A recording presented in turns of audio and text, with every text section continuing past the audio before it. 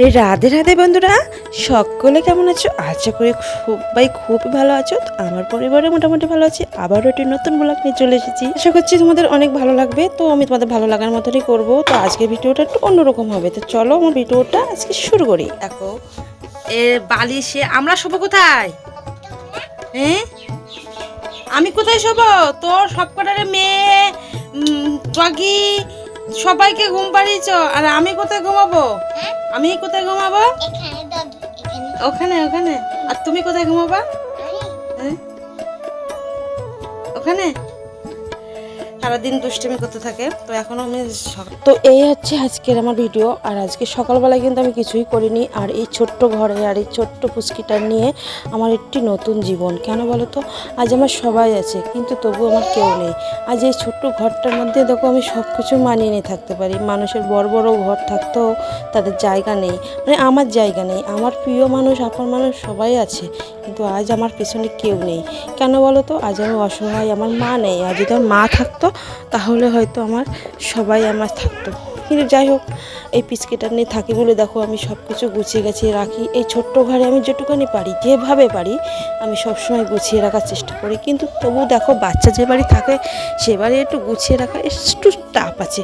কিন্তু যাই হোক, আমি আজকে সকালবেলায় যে 4টের সময় উঠেছি, উঠে আবার শুয়েছি। তো শরীরটা না খুব ম্যাচ করছিল। তো জানোই তো সকালবেলাটায় উঠতে একটু আলসেই লাগে। তো আমার তো লাগে, তোমাদের লাগে কিনা জানি না, অবশ্যই কমেন্টে জানিও। তো ঘর বাড়ির সব কাজবাজ সব সেইভাবে রেখে দিয়েছি। তো চাও খাওয়া হয়ে গেছে। দেখো আমার সকালবেলা উঠে তোমাদের সাথে আমার শেয়ার করা হয়নি। চা খেয়ে নিয়েছি, চার বাসনটা কলে রেখে দিলাম। এবার আমার আসল কাজ শুরু হবে। আর একটা কথা, দেখো কালকে রাত্রে ঝুম করে বৃষ্টি হয়েছে, আর আমার উনুনটা রাখতে আমি ভুলে গেছি। উনুনটা গেছে ভিজে, আর দুদিন তো রান্নাই বন্ধ।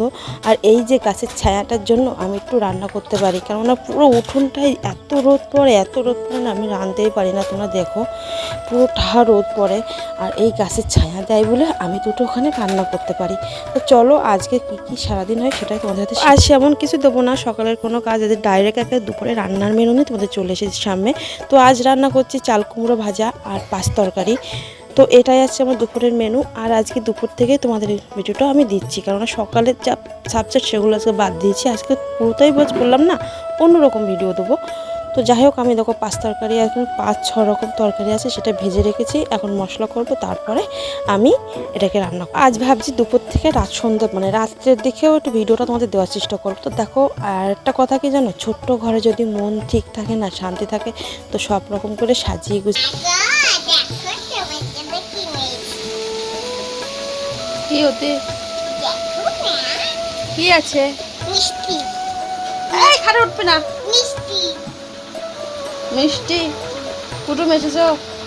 মিষ্টি মিষ্টি কই দেখি, দেখি তোমার মিষ্টি কেমন, ঠুঙার মধ্যে কি আছে দেখাও। দেখাবো না।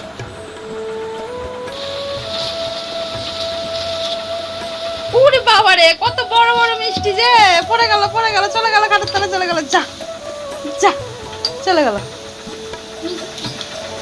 বাবা আমাকে মিষ্টি খাওয়াই পেট তো ভরিয়ে দিল, তা খেলে তো আর হবে না, রান্না তো করতে হবে। দাদাকে চলে এসেছি রান্না করতে পাঁচমিশালি তরকারি। তো এখানে আছে বেগুন, মূলো, পটল, তারপরে আছে বরবটি, এসব দিয়ে 5-6 রকম তরকারি দিয়ে একটা মিশালি তরকারি। কিন্তু কালারটা কিন্তু সেই এসেছে, খেতেও জব্বর হবে।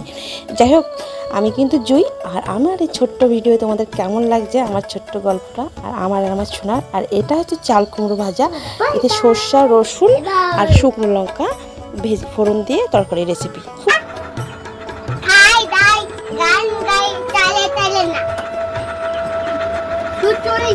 মাছ ধরতে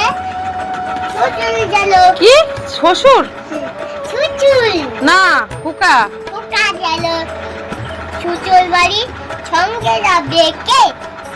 ভুল হয়ে যাচ্ছে না, খোকা যাবে শ্বশুর বাড়ি। খোকা যাবে শ্বশুর বাড়ি, সঙ্গে যাবে কে?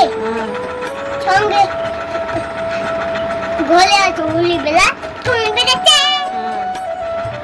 না না, একে সাথে যাচ্ছে কেন? আচ্ছা আচ্ছা, শোনো মাদের কথা কে কে শোনে, মার কথা কি শুনতে হয়?